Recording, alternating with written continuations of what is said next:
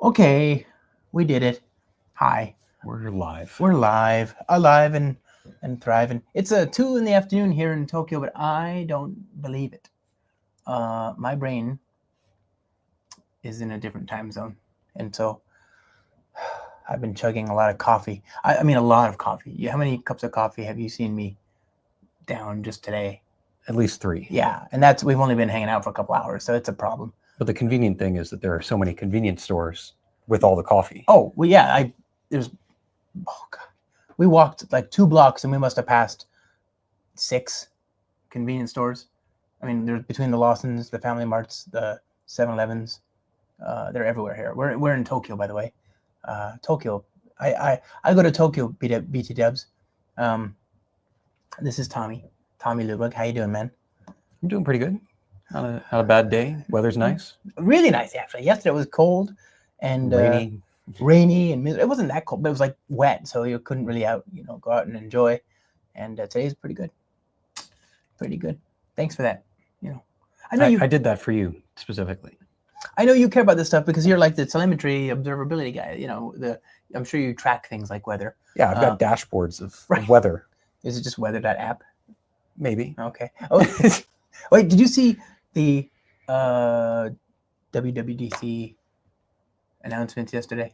I haven't. I've heard a little bit about them, but didn't quite catch up on everything. Some stuff I was really, stuff that's long overdue and that was in Android is now finally coming. So like, for example, you can do call waiting. So basically you call somebody, they put you on hold for like 5 weeks. Yeah. I just want the phone to let me disengage and then have it call me back. So it'll babysit the line and wait for somebody to pick up and go hello. Yep. And then it'll notify me. That's part one. And the other one is it'll do call screening. So it'll you can hang up. It'll ask you to leave a message or explain what you want. And then if you're satisfied with what you see on the screen, the text, then you can actually engage with the person. Right? I've been a fan of that one. That's nice for when you get the suspected scam calls, and which is most of it now. Yeah. Like I don't know anybody who uses phone.app. Although that said, I would if I could trust that it would be more noise to signal, less noise to signal, right?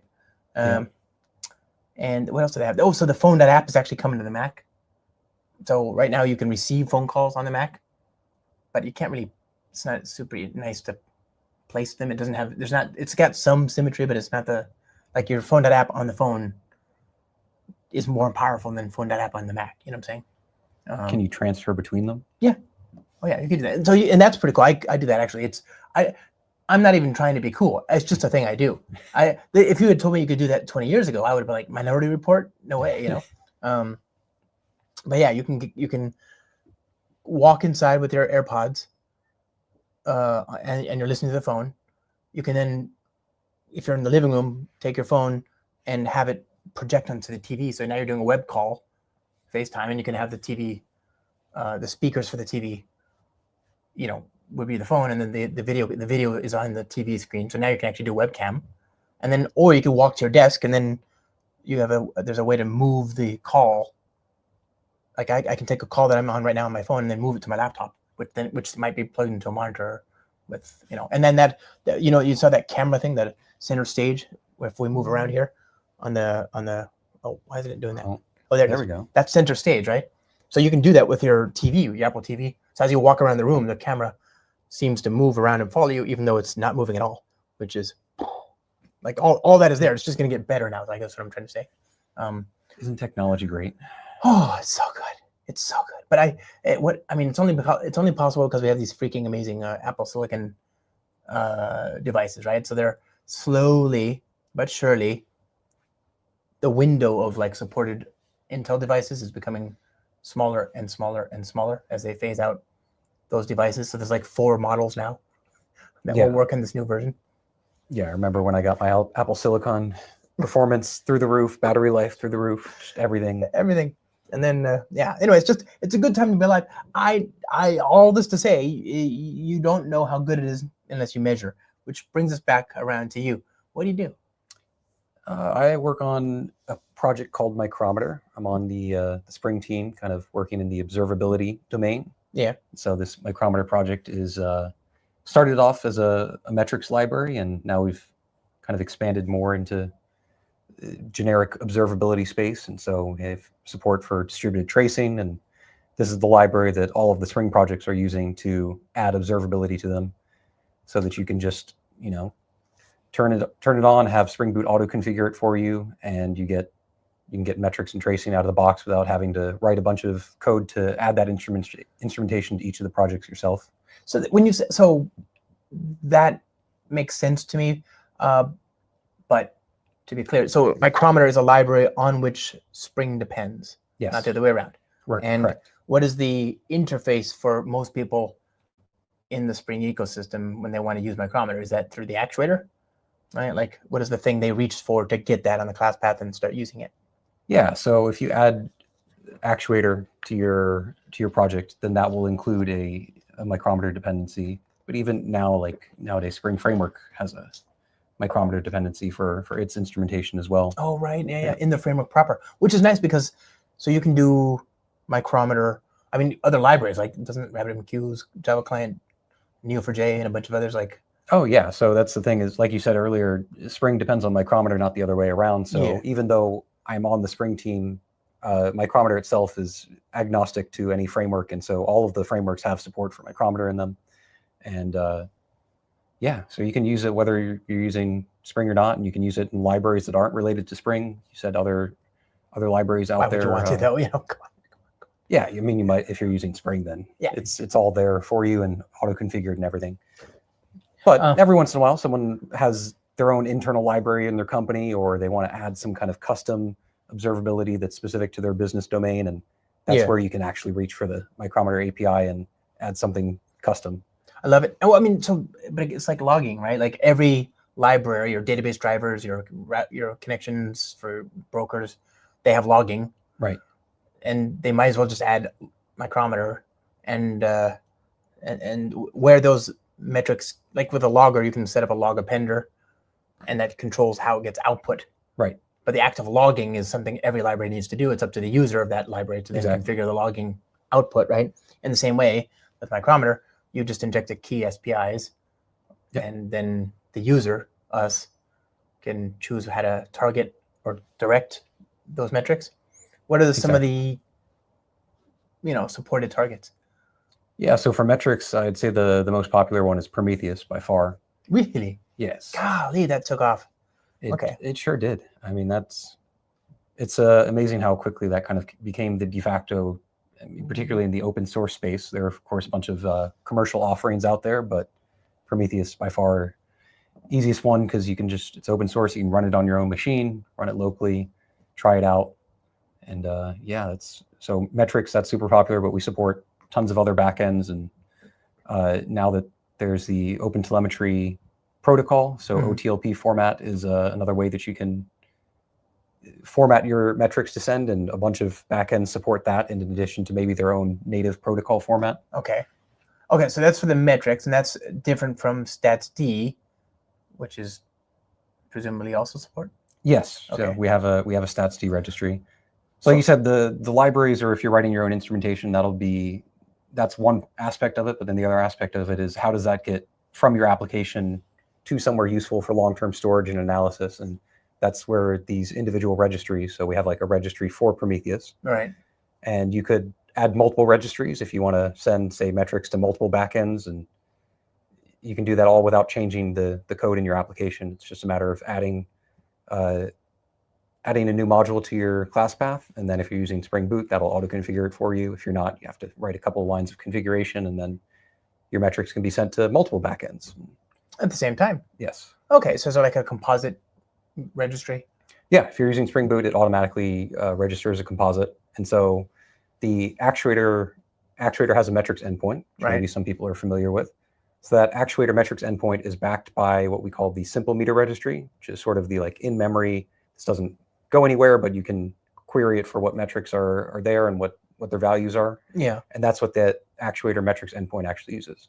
So even if you just have Prometheus or whatever other registry on your class path and that's auto-configured, you'll end up with a composite typically that has the simple meter registry for the actuator endpoint, and then the Prometheus meter registry for Prometheus to scrape from. And if you've just got the actuator, no Prometheus, then you're just getting the simple one. Okay, Yes. so okay, that makes so that's a really compelling, because you can start with actuator / metrics, and then scale out to like now everybody can see it in this single pane of glass over there. Okay, tracing. Yes. We support that. There's one unified API. There's the observation API, which you can use to create a scope in which the context and duration and whatever about a trace is captured, and also in which we capture metrics. What is tracing? What's the difference? Why would I use that? So distributed tracing, the idea is that particularly microservices were a big thing and still are to a large degree. But the problem with microservices, right, is now you're running a bunch of services that are separate. And so in order to fulfill one sort of logical request from your end user's perspective, you're going to have to pass through a bunch of services. And each of those services is doing their own thing.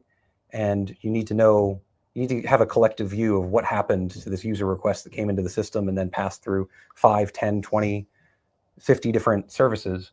And particularly you want to know if things were slow or if you had some kind of error. In those situations, you want to know, where did things go wrong? Where was the time spent among these different services? Or where did the error initiate and then propagate to other things? And if you're just doing, say, logging in each of those services, well, now I have to check the logs for 50 different applications in order to figure out which one was slow or which one had the error. Right. So it'd be nice to be able to say, like, I want to look at this user's request and follow it throughout my entire system and see how much time was spent in each place and where errors happened. And that's kind of what distributed tracing came about, as you need this hierarchical view where you can see this service called this service and it took this much time. And so traces to see the details of a request's passage through a system, and then metrics to see the aggregate statistics related to all requests through a system. Is that yes, the two sides of the same data coin? Right. Okay. So with tracing, I mean, you can get pretty detailed information, but that means it's going to be more costly. Like if you're handling 1,000 requests per second and you're tracing all of them, and each of those ends up calling 5 more services, now you got 5,000 calls in different services per second, and to collect all of that data, that's going to be very expensive. So usually with tracing data, it's often sampled. So you'll take, like, say, 1%, or you'll take up to 10 requests per second that you'll actually record the tracing data in your backend to control costs that way. But with metrics, because we're aggregating the values, if you are, say, like counting the number of requests or counting the time that it takes, you're just adding to one number. Right. So whether you have 1 request per second or 1,000 requests per second, it's just taking one number in memory. Right. And so that way the costs are always fixed as long as you're dealing with bounded cardinality with metrics. Right. So the idea is you can get the overall picture of, like, I have this many requests per second, these many are failing, or it's this slow. You can find that from metrics, but then when you want to find the cause, then you can get much more detailed information when you go to the tracing, and you can kind of pinpoint the cause. Whereas the metrics are giving you the overall picture of what's happening, how many requests, how long are things taking. But to get down to the specifics, you want to go to the tracing data usually. Nice. So that's a good point. And actually that does bring up there's a distinction in Prometheus versus like the other metric systems.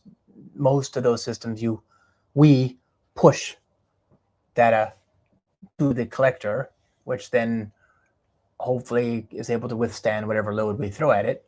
But to spare the Prometheus system unbounded load, they invert the flow, right? They pull the data at their leisure from our service. So it's up to our service to then keep everything in memory, right? Right. So that's kind of something pretty unique to Prometheus. Basically, all other metric systems expect that the application or whatever is producing the metrics to push it to them, and Prometheus decided that it's kind of a philosophical difference of the application shouldn't need to know where those metrics are going. Right. And also you can do interesting things when you're trying to scale out your metrics backend, if you can, and do HA kind of things. If you can have 2 metric servers that can both scrape the same thing, get the same data. So if one goes down, that's okay, the data's in the other one.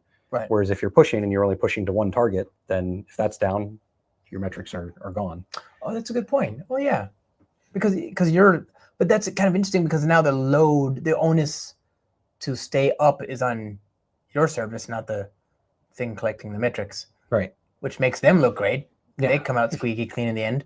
But then, isn't there some? Wouldn't you want to have metrics cataloging or chronicling how much load Prometheus is putting on you? You know, what if your service goes down because they are the one that pushed the metrics? They broke the metrics camel's back. You know. So on the Prometheus side, it does kind of track that kind of thing. So it has, because it has the targets that it's trying to scrape. And so like, it'll know, I tried to scrape this target, it was down, I couldn't scrape it. So it has information on that. It also keeps information on like, how long did it take me to scrape? So if you can monitor that from Prometheus as well. And you can see like, oh, it started out and like scraping this service only took 100 milliseconds. And then you see over time, like, oh, now it's taking 1 second. Now it's taking 10 seconds. It's clearly like, putting load on this application because it's taking longer and longer to return the scrape request. Right. So you can sort of monitor the monitoring in that sense.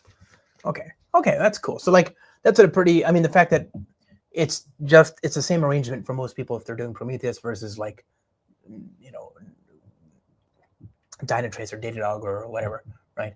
It's the same. They add the actuator, they add the appropriate module, and it still works. But the fact that we can support both that inverted pull versus push, that's so good. So good. Okay, so that's Micrometer. That's what you're working on 90% of the time. And then the other time is interfacing with the rest of the Spring team to figure out where that might, like, for example, tracing. Yep. Obviously, that's very invasive. Everything in Spring needs to be aware of that for that to work. Ditto for the metrics, right? The hope, of course, is that we can do that so that most people who have apps only need to worry about instrumenting their particular interactions. And for a lot of it, they could, if it's like requests and memory and RAM and all that's already done, you know. But and a lot of the typical usages, I mean, you know, Spring Apps having a web MVC or a WebFlux endpoint controller is a very common usage, and we have great instrumentation for metrics and tracing for that already out of the box. Yeah, which makes demoing it very nice. But then a lot of times it's almost like, oh, well, I just showed you it and you get all these nice things in 5 minutes. And now what? Now what do I talk to you about? Right. Well, there is an API. There's actually two APIs. There's two roads to observability, right? There's the well, they used to be time. I guess they're still timed, right? But there's an @observed or something like that. There is, right? And then there's the observation API. And I don't know. Is it wrong to say most people would start with the annotation and then drop down to the observation API, which is not that big drop in a way? Yeah, I mean, I think the annotation is easiest for people to use because, you know, you don't need to learn the API. You just throw on an annotation and you get added instrumentation. Yeah, works for me. Is there a correlation or some sort of a, you know, intersection with logging? That's the third pillar that we often talk about, but Micrometer, I don't think specifically speaks to that, right? There can be, yeah. So, I mean, Micrometer is sort of intentionally shied away from trying to be a logging library because there's already a very established ecosystem in right. Java when it comes to logging, and we don't feel like it would make sense for us to try to encroach on that, or they're already fulfilling that need. Sure, but well indeed. Yeah, but in observability in general, yeah, a lot of times people want to connect these signals, and so logging, you can add various metadata to it, and in most logging libraries, there's the concept of MDC. Yeah, and if you're using distributed tracing, and you're using, say, Spring Boot, then it does auto configuration for you, so that in tracing, there's this concept of trace IDs and span IDs that are sort of tracking these ideas as a request goes through your system, and as you make like a new call, there will be a new span ID, but the trace ID will be the same. And so we add this meta information, these IDs, to your logs. And that way, if you are in a tracing backend and you're looking at a trace and you say like, oh, this information is interesting, but I want to see the logs for this request, right, or for this entire trace. Well, since you have the trace ID and the span ID in the logs now, you can easily search your logs for those and get all of the logs associated to specific trace, and then punch it into Zipkin and see the trace graph itself, and yep, that kind of stuff. Okay. So I think, and we've had you on the show. Thanks for coming back, by the way. I think, is this the first time we've had you on the video thing? I think so. Okay. I don't know. Well, whatever. Anyway, you're on the show, and we've talked about this before, and goodness knows we've talked about observability once or twice. But what I wanted to talk about is sort of, as we, cognizant of time here, what's the new stuff, right? Like I know Spring Boot 3.5 just came out on the 22nd of May, and that, arguably the last major line before Spring Boot 4. What should people be looking at? What's some of the big stuff? I don't know. Yeah. So I mean, we've been trying to keep up with the Java ecosystem, which is moving faster than ever, right? Every 6 months you get a new Java release, and they've got all kinds of neat features and new preview features. Obviously, it's not the newest thing, but virtual threads is a thing that's somewhat recently been out there, and Java 24 fixed the issues with pinning and synchronization. Yeah. And so better time than ever to be using virtual threads. But if you're going to be using virtual threads, a lot of people want observability to go along with that. They're used to having the observability for platform threads, previous existing kind of threads. And so we've made sure to keep up and add as much observability as we can for the virtual threads. And that's come in a couple of steps. JDK 24 actually just added a new JMX bean specifically for the virtual thread scheduler. Okay. And so we've added metrics for that. So we've added metrics for... Okay, let me see if I understand. A regular executor that is not a virtual thread executor, I'm interested in knowing how many threads I've got. Right. How many are running, how many are waiting, whatever. I don't know. What am I looking at when I just forget about virtual threads? What are the things I want to know?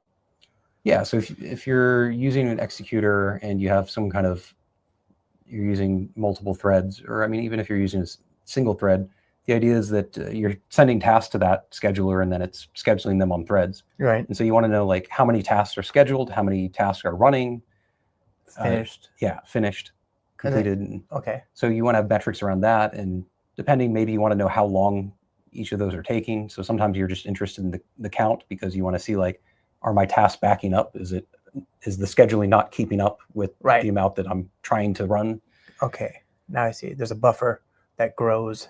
Okay. So that's this kind of thing you would want to monitor because, if you try to schedule too much, eventually you're going to run out of memory and things like that. And this helps you understand why. It's because this task scheduling. Okay, so that is, and in the old world, prior to Java 21, I had operating system threads. And when I use Java Lang thread, I'm creating an operating system thread, and I'm scheduling it. Now that's what's in effect being done is I'm submitting a runnable to the executor. The executor is putting on a new Java Lang thread and calling .start. And so having those metrics was useful. Right. Now I've got virtual threads. Virtual threads are not real operating system threads, but they get sort of mounted and unmounted on operating system threads, carrier threads, all the time. And so, in theory, why wouldn't I just treat the new virtual task executor as just another executor? Wouldn't those old numbers still be valid there? So to some degree they are, but as you mentioned, there are new concepts now. So there's the concept of mounting virtual threads, and there's also the concept of pinning, which we mentioned a little bit earlier. So these are things that you want to be aware of is, are my virtual threads pinning a carrier thread? Can you detect that? Yes. Oh, okay. Is that surfaced in JMX, or is that just a thing we're doing? Or I believe it's surfaced in the JMX, but there's also a JFR event. So you can like set the threshold. You can say if Java Flight Recorder. See, yeah, I'm cool. I know that. Anyway, go on. So it has an event, and you can configure it to trigger that event on a threshold. So you can say like, if a virtual thread is pinning a carrier thread for more than 10 milliseconds, then fire this event. Is that a new thing in JFR? Yeah, they added it, I think, in 21. That was added. Is that the same magic trick as Blockhound used to do? I'm not sure, to be honest. Blockhound was this thing we had that you could add to the class path that would literally detect if you're blocking on a thread when you shouldn't for reactive stuff. But if it's now just part of the JDK, that's pretty cool. I don't know if it's the same exact magic trick. Anyway, sorry, go on. Yeah, so virtual threads present these new and interesting concepts here, because if you're scheduling on a virtual thread scheduler, then it's just going to make a new virtual thread for every task you send at it. So there isn't typically any queuing going on Right. there. The queuing happens with the mounting and the on-mounting. Right. Okay. So creating a virtual thread is just like creating an object, which, by the way, gets garbage collected, and there's no point in pooling it. And that just gets added to a list or a queue of stuff that'll get mounted to a carrier thread, of which there's still a finite and precious few, many. Okay. And so that's interesting. You now have that granular sort of look at all the other stuff related to pinning and the queue depth and all that stuff. Is that kind of what I'm understanding? Yes. Oh, that's so cool. Do you have details about why it's pinning? Like it used to be the synchronized keyword was an issue from Java 21 to 23. Even now, native code can pin. Like if you call JNI on a Right. virtual thread, that could pin. Is there any way to detect that particular reason? I'm not even sure if you need to anymore, but whatever. I don't remember off the top of my head. I imagine that detail would be in the JFR event, but I'd have to check the implementation to That's see. so cool. But That's so cool. This is and again, we, as you know, not a lot of people are using virtual threads yet. It's only been 2.5 years, whatever. But yeah, I mean, it's not enough. My point, and I think one of the reasons is because they just don't. You can't trust something you can't see, right? Right. So having this visibility is super useful. That's why, I'm excited that with 24 they fixed the pinning with synchronization issue, and they added this new JMX bean, and so we have better observability of it. And so JDK 24, it's already out. Now's the great time to try out virtual threads, see how it goes, and now you can actually see how it goes because you have the observability. So I mean, and it's the beginning of summer. It's June, middle of June, as we record this. But September, Java 25. So we're almost halfway there. I mean, get on it, people. Like, try this out now. Okay, so that's today. That's already here. You can already use that in Spring Boot 3.5 and all that. Okay, what about 4.0? I know, like 4.0 is Spring Boot 4, brings Spring Framework 7, which still keeping a Java 17 baseline. No major backwards incompatible things that you need to be aware of. I mean, there's some things that are,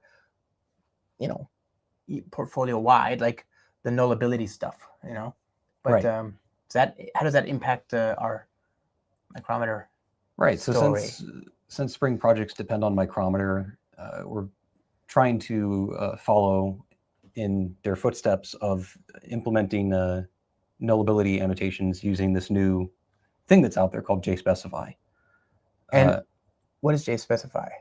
So JSpecify was trying to finish the work that started in Java. There was a JSR to add nullability annotations, and it never got finished. And so you ended up with multiple different versions of these annotations out there in the world, and you end up having split packages with the JDK and these separate libraries. And so it caused all kinds of issues to have these nullability annotations that were sort of de facto standard and that everyone used them, but everyone might use different versions of them. And it didn't quite work. And so JSpecify was like, okay, listen, we're not trying to do that same thing. We're just going to make a separate package so that you don't have the split package issue.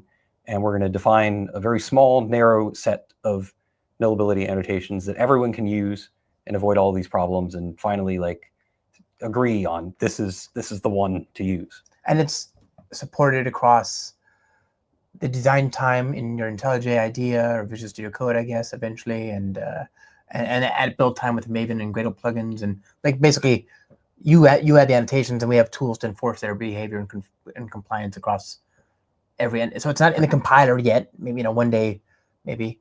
Although it is for Kotlin. Yes. These are being interpreted as nullability hints in Kotlin, which is nice. But which is to say, we're doing the work in Spring so that you get this nice enforcement at everywhere that matters. In Java, via the plugins in your build tool, and in Kotlin natively, and in your design time tools, your coding IDEs. So you're doing that? Yes. So we previously had nullability annotations that were based on the JSR that never got finished. Yeah. And we're migrating from those to JSpecify, and then we're adding those tools that you were talking about at build time, so that when we compile our code, there's a compiler plugin called Nullaway, and Nullaway will check that your usage makes sense. So if you say that something is nullable, and if you say that something is not null, and you pass something to it that is marked as nullable, then that's a compiler error, and it's going to say, hey, you're passing this nullable thing somewhere that you said wasn't nullable, and you didn't check to see whether it's null or not. And so your build fails, and then you've got to actually add the check that should have always been there, because without the check, it's just going to end up throwing a null pointer exception somewhere unexpected. Okay, I love that. That makes your, because you know, your observability code is the last thing you want having a null pointer, right? Okay, that's huge.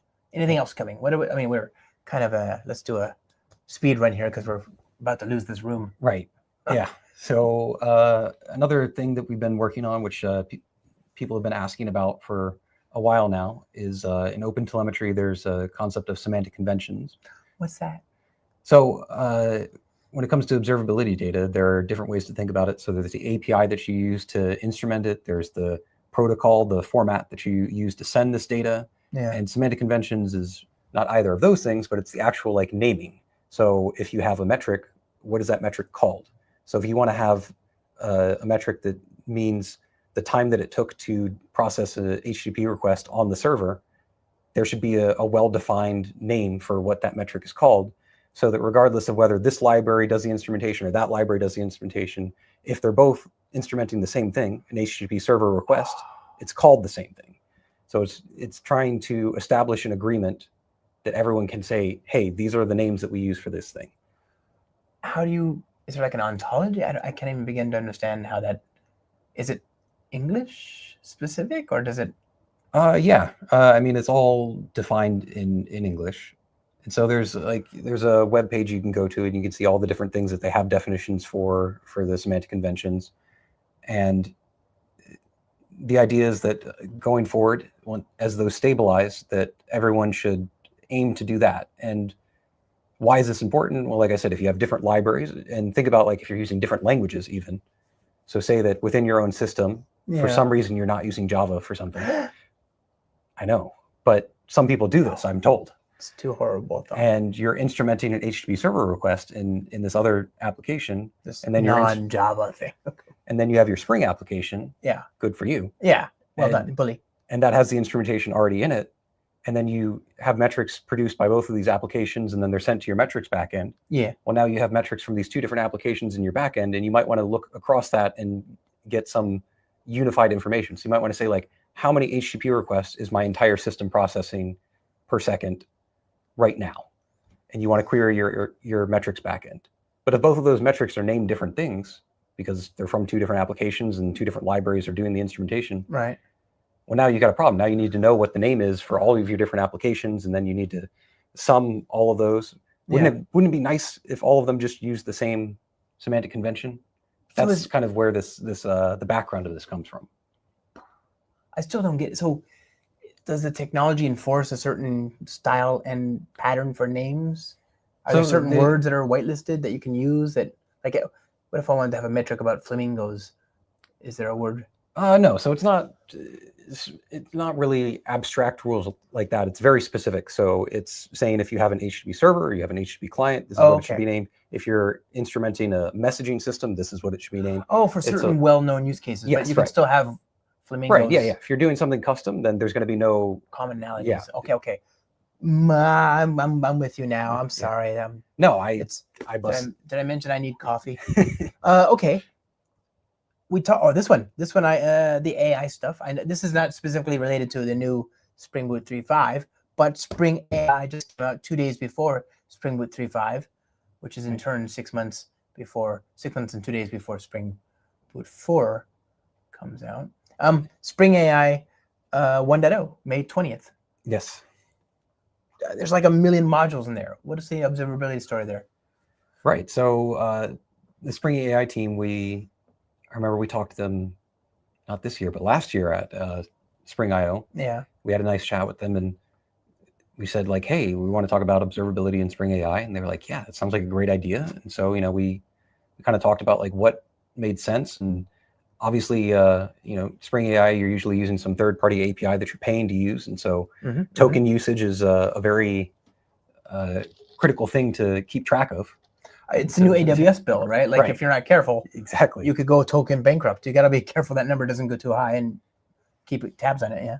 So yeah, we have definitely had added observability around token usage there. But we have basically for all of the different components in Spring AI, we tried to do it at the most generic level we could. So like, there are vector stores. And so we want to have instrumentation and that work regardless of which vector store you're using. And Right. so we tried to do things in this way and tried to get as detailed of information as possible. And that was challenging sometimes because when we're talking about AI, these large language models, you're sending prompts and these prompts can be huge. Enormous. I mean, And- literally millions of words in some cases. Yeah. And so sometimes people want to, particularly at development time, are very interested in like, well, this weird thing happened to my system. What was the prompt going through Spring AI at that time? Right. And this is where we want to have observability around this, but there are limits to certain systems. Like if you have a tracing system, it might not accept millions of words in the tracing data. Oh yeah, what do you do in that case? I never thought about that. The AI ecosystem is very interesting. That there's a lot of things coming up that are sort of custom and tailored to AI. And so what we're seeing is there are some observability backends that are specifically for LLM observability. And so like we have the generic, the Prometheus and all of these sorts of backends for metrics in general. And we have tracing backends. Grafana has some, Zipkin, Jaeger. These things have been out there for a long time. But now companies are saying like, hey, AI has some like unique constraints, like these huge prompts. And we want to have an observability backend, an observability UI that is tailored specifically to that and like treats these parts specially. Wow. And so some of these backends will have a way to recognize, okay, this is the prompt data that you're sending me. So don't just dump that on the screen when people look at this tracing data, but like have some special treatment of that. Abbreviated or something. Yeah. You could expand it if you needed to, but it shouldn't like clog the overall single pane of glass. Okay, I like that. That's, again, the intuition for this stuff is stuff that people are learning right now as they grapple with AI. And, it's nice to know you can go to production and have that visibility, the same, end-to-end invisibility that you expect in every other context is now there for your AI stuff. Super cool. You said there's a new thing in the Observation API. What does that mean? And why would you say it like that? Why not just say what the thing was? Because I don't know. So the thing I was thinking of, actually, we released in Micrometer 1.14, which corresponds to the Boot 3.4 release. That's easier for people to track. Mm-hmm. But so 6 months ago and a few weeks. Yeah. Okay. And this came about because Brian Clausell, Spring team, brilliant guy on the Boot and framework teams. Mm-hmm. He came to us and he said that, somebody reported this weird issue and we eventually got to the root cause, but wouldn't it be nice if we could have figured this out like in testing? And the issue was that they were using the observation API, but in certain cases, the order in which things got called was not the expected order. And so something would leak or something would get an error of like trying to add some information to an observation after it's already been stopped, this kind of thing. Okay. And we could add strict validation to the handlers or to the API itself to ensure that this doesn't happen. But we know that observation API and observability in general is usually on a very critical path in your application. So we're very conscious of the overhead and the performance cost of doing things. And so including not accumulating extra state. Right. You want like reordering it requires buffer. Right. Yeah. Buffering. To check these things strictly and properly, there's significant added overhead to do that. Yeah. And so we didn't want to do that, but Brian had this great idea of like, what if we had a validator that you could run only with your tests? And so we already had this test observation registry. So the observation registry is the thing that you use to produce your observations. And when you're testing, you can use the test observation registry, and we automatically register on that an observation validator. And that will, while you're running your tests, ensure that nothing gets called out of order, the order that we expect. And so that way you're only paying the cost of this overhead during your tests, but then you have the assurance that because you're testing the same code that's running in production. One hopes. then you know that in production, you're not going to run into these issues, and you can catch them before it even gets to production if you're developing some new feature and you're adding observation API-based instrumentation. And that's already been there for 6 months? Yes. That's so good. I love that's like a early birthday gift. Yeah. From before my last birthday. Super good. That's really cool. Like there's just so much cool stuff.